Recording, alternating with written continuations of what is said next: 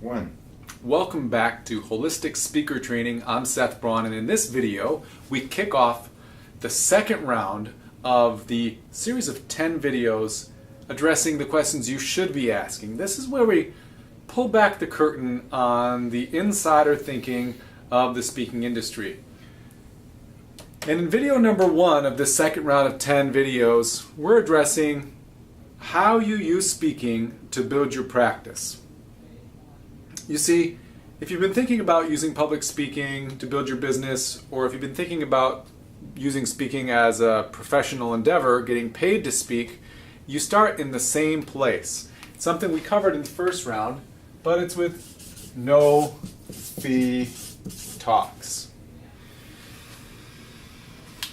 All professional speakers who have built their speaking career, unless they're celebrities, started out giving no fee talks.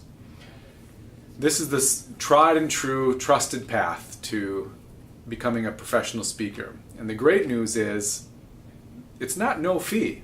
If you use the talks to build your practice, you're actually getting paid secondarily by the work that you do as a speaker.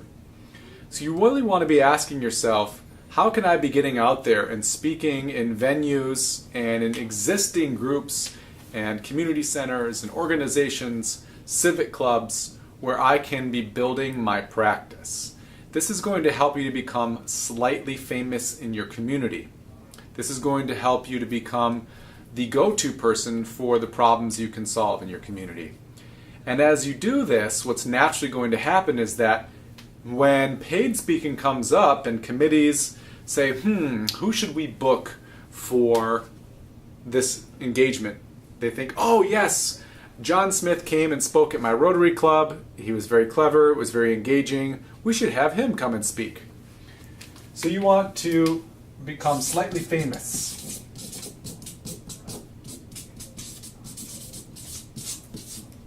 In your community. Now the caveat to this is, this works best if you live in a metropolitan area of 100,000 people or more. Unfortunately, living in a town of under 10,000 in rural Iowa, this doesn't work so well.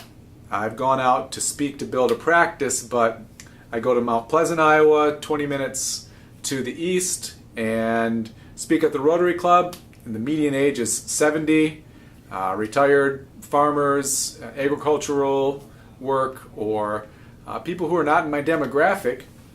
And I go 20, 30 minutes west to Ottumwa, Iowa.